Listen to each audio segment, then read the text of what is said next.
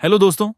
स्वागत है आपका द क्राइम स्टोरी चैनल पर। हमारे यहाँ अक्सर ये कहा जाता है कि पुलिस अपना काम बहुत सुस्ती से करती है, लेकिन कभी-कभी यही पुलिस टीम अपने काम को इतने ईमानदारी से करते हैं कि हमें यकीन हो जाता है कि कानून भी अपना काम तेज रफ्तार से कर सकती है। आज की कहानी भी कुछ ऐसी है। एक ऐसा केस जिसमें ना तो कोई सबूत और ना ही कोई गवाह है, फिर भी पुलिस सिर्फ 3 दिन में असली मुजरिम को ढूंढ निकलती है। तो चलिए आज हम आपको ऐसे ही घटना से रूबरू कराते हैं। उत्तर प्रदेश की अमरोहा जिले में बावनखेरी गांव में शौकत अली नाम का एक शख्स रहता था, जो पेशे से सरकारी स्कूल के लेक्चरर थे। उनके परिवार में उनको लेकर कुल 8 लोग रहते थे। उनकी पत्नी हाशमी, बड़ा बेटा अनीश, बहू अंजुम, इन दोनों के 10 महीने का बेटा अर्श, इसके अलावा छोटा बेटा राशिद, एक लौती बेटी शबनम और एक भांजी राबिया उनके साथ रहती थी। पूरा परिवार बहुत पढ़ा लिखा और पैसे वाला था। उनको किसी चीज की कोई कमी नहीं थी। उनका बड़ा बेटा अनीश जालंधर की एक कंपनी में इंजीनियर था। छोटा बेटा राशिद मेरठ से बीटेक कर रहा था और बेटी शबनम ने एमए कर रखा था और प्राइमरी स्कूल में बच्चों को पढ़ा रही थी। गांव में उनकी बहुत इज्जत थी। सब लोग उनके परिवार को बहुत अच्छे नजरों से देखते थे। लेकिन 14 अप्रैल 2008 को कुछ ऐसा हुआ जिसकी कल्पना बावनखेड़ी गांव में शायद किसी ने नहीं की होगी। 14 अप्रैल की रात तकरीबन 2:30 बजे शबनम के घर से शबनम की जोर जोर से रोने और चिल्लाने की आवाज आ रही थी। पड़ोसी ने जब ये सुना तो दौड़कर सब शबनम के घर की तरफ भागने लगे, लेकिन घर का दरवाजा अंदर से बंद था। सबने शबनम को दरवाजा खोलने को कहा तो शबनम नीचे आकर दरवाजा खोलकर फिर से ऊपर चली गई। पड़ोसी भी शबनम के पीछे पीछे ऊपर जाने लगी तो ऊपर का मंजर देखकर सब लोगों के पैरों तले जमीन खिसक गई। जमीन पर 7 लाशें पड़ी थीं और पूरा घर खून से भरा पड़ा था। शबनम अपने ही घर वालों के लाशों के सामने बैठकर बेतहासा रोए जा रही थी। सबने पूछा कि ये सब कैसे हुआ, तो शबनम ने कहा कि रात को कुछ गुंडे आकर लूटपाट करके सबको मारकर चले गए। इसी बीच किसी ने पुलिस को फोन कर दिया था और पुलिस भी वहां पहुंच गई थी। पुलिस भी घर के हालात को देखकर शॉक रह गई। सिर्फ 10 महीने के बच्चे को छोड़कर बाकी सबके गले को किसी धारदार हथियार से काटा गया था। पुलिस ने तुरंत ही क्राइम सीन को सील कर दिया और अपने सीनियर ऑफिसर को भी खबर कर दिया। अगले ही दिन यह खबर पूरे गांव में फैल गई और शबनम का घर लोगों की भीड़ से जमा हो गई।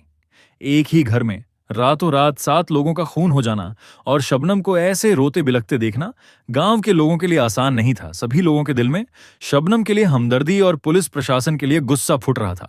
जिस तरह से एक ही घर में 7 लोगों का इतनी बेरहमी से खून कर दिया गया, उसे देखकर गांव के लोगों ने पुलिस प्रशासन और सरकार के खिलाफ नारेबाजी करनी शुरू कर दी। लोगों का गुस्सा देखकर वहां की प्रशासन ने हसनपुर थाने के इंचार्ज को तुरंत सस्पेंड कर दिया और इस केस को आरपी गुप्ता के हाथों दे दिया गया, क्योंकि उनकी इमेज लोगों के बीच बहुत अच्छी थी।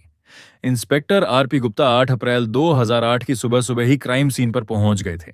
वहां जाते ही जब उन्होंने लाशों के ऊपर पड़ी चादर को देखा तो उनको कुछ शक हुआ। फिर उन्होंने सारी जांच पूरी करके सभी लाशों को पोस्टमार्टम के लिए भेज दिया। फिर उन्होंने घर के एक लौती बची लड़की शबनम से बात करना चाहा, लेकिन जिसने एक ही रात में अपना पूरा परिवार खो दिया, वो बेचारी किया ही बात करने की हालत में होगी। इधर पुलिस भी टेंशन में थी, क्योंकि शबनम के अलावा दूसरा कोई गवाह भी नहीं था जिससे पुलिस पूछताछ कर सके।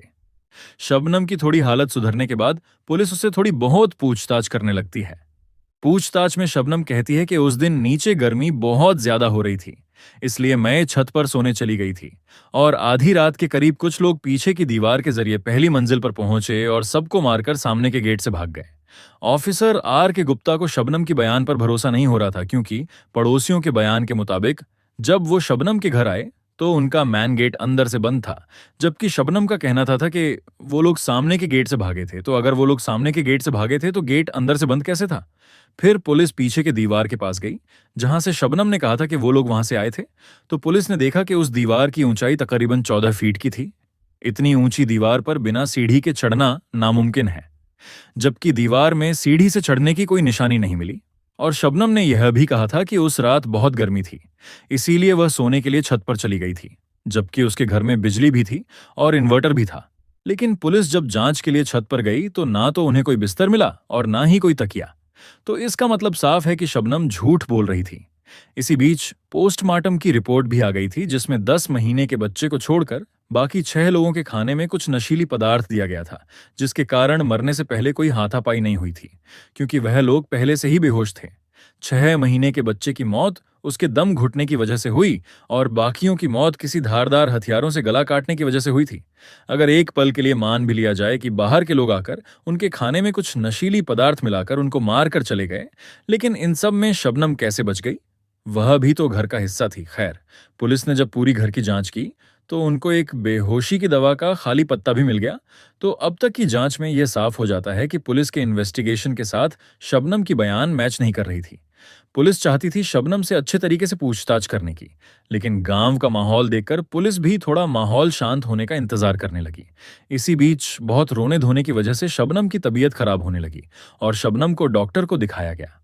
डॉक्टर को दिखाने के बाद एक बहुत बड़ी खबर सामने आई कि शबनम 7 हफ्ते की प्रेग्नेंट है। पुलिस ने जब यह सुना तो वह चौंक गए और उनके मन में बहुत से सवाल जागने लगे, जिसका जवाब सिर्फ शबनम ही दे सकती थी। दूसरी तरफ यह खबर उत्तर प्रदेश की राजधानी लखनऊ तक पहुंच जाती है। उसी वक्त वहां की जो राष्ट्रपति थी वो थी मायावती, जो खुद बाबनखेड़ी गांव पर आकर शबनम को इस बात की दिलासा देती है कि जल्द से जल्द इसके गुनहगार सलाखों के पीछे होंगे। दूसरी तरफ मायावती यह चाहती थी कि मुआवजे के तौर पर शबनम को 5 लाख रुपए दिया जाए। यह खबर जब R.K. गुप्ता ने सुना तो उन्होंने मायावती से कहा कि अभी वह 5 लाख रुपए देने का ऐलान ना करें, क्योंकि उन्हें शक है कि इस हत्याकांड के पीछे शबनम का हाथ हो सकता है। Inspector R.K. गुप्ता की बात सुनने के बाद मायावती ने मुआवजे की बात को टाल दिया और कहा कि जब यह केस सुलझ जाएगी तो मुआवजे की रकम शबनम को दी जाएगी। फिर अगले ही दिन 8 अप्रैल 2008 को पुलिस को एक बड़ी कामयाबी मिल गई। तो हुआ यह कि गांव की किसी मुखबिर के जरिए पुलिस को यह खबर दी गई कि अगर वह गांव के सलीम नाम के शख्स को उठा ले तो यह केस ऐसे ही सुलझ सकती है। इस जानकारी के बाद पुलिस सलीम को ढूंढने में लग गई, लेकिन गांव में सलीम उनको कहीं भी नहीं मिला।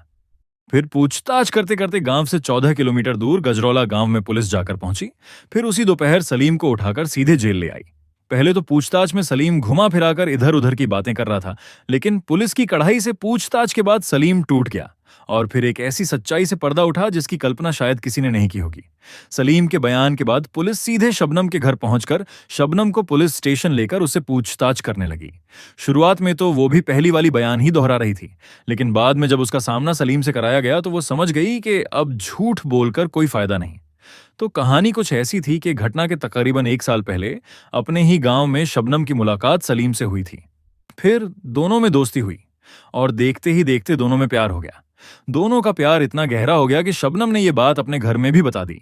घर वालों ने सीधा मना कर दिया, क्योंकि शबनम और सलीम में आकाश पाताल का फर्क था।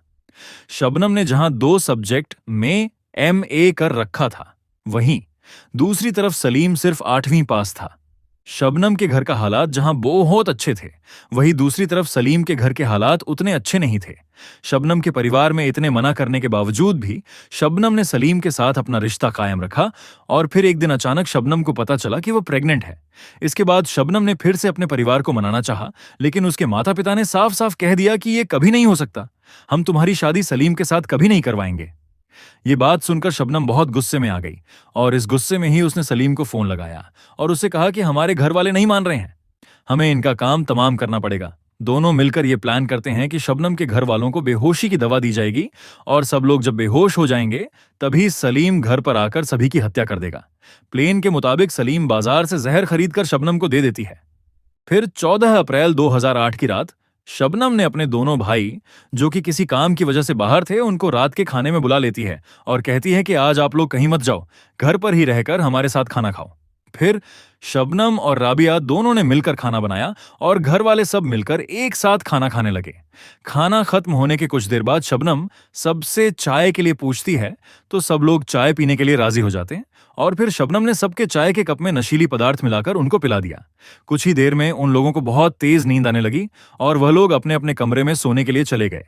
तभी मौका देखकर शबनम ने अपनी प्रेमी सलीम को बुला लिया और फिर सलीम ने एक एक कर किसी धारदार हथियार से सबके गले को रेत दिया। ये सब काम खत्म करने के बाद सलीम वहां से चला गया। सलीम के कुछ देर जाते ही शबनम का उसके पास कॉल आता है कि उसके 10 महीने का भतीजा बच गया है, तुम्हें उसे भी मारना है, तुम वापस आ जाओ। लेकिन सलीम कहता है कि मैं अभी वापस नहीं जाऊंगा, उस बच्चे को तुम ही मार दो। फिर शबनम उस बच्चों का गला दबाकर उसे भी मार देती है।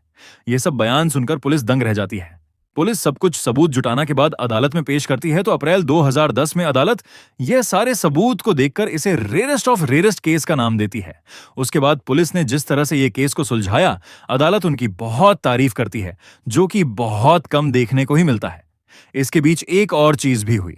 शबनम दिसंबर 2008 में जेल में ही एक बच्चे को जन्म देती है, क्योंकि जब यह वारदात हुआ था तब वो प्रेग्नेंट थी और जेल के कानून के मुताबिक बच्चा जब तक 6 साल तक नहीं हो जाता है वह अपने मां के साथ ही रहता है।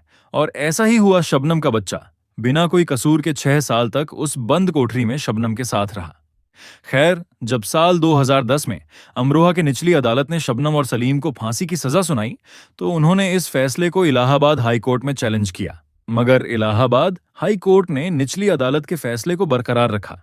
इसके बाद वो दोनों देश की सबसे बड़ी अदालत सुप्रीम कोर्ट पहुंचते हैं, लेकिन सुप्रीम कोर्ट भी इलाहाबाद हाई कोर्ट की फांसी की सजा को बरकरार रखती है। इधर शबनम का बेटा 6 साल से ऊपर हो चुका था और कानून के नियम के आधार पर 6 साल से ज्यादा किसी भी बच्चे को उसके मां के पास जेल में नहीं रखा जा सकता।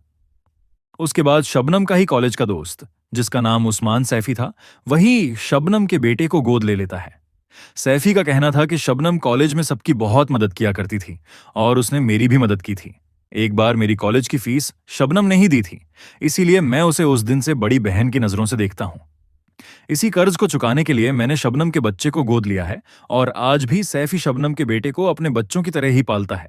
फिलहाल शबनम की बेटे की उम्र अभी 17 साल हो चुकी है और शबनम के बेटे ने भी सरकार से मांग की है कि फांसी की सजा को बदलकर उसकी मां को उम्र कैद की सजा दी जाए। अब आने वाला वक्त ही बताएगा कि शबनम के मामले में सरकार और अदालत क्या फैसला लेती है। और आपको मेरी मेहनत कैसी लगी? कमेंट बॉक्स में जरूर बताइए। आज के लिए बस इतना ही।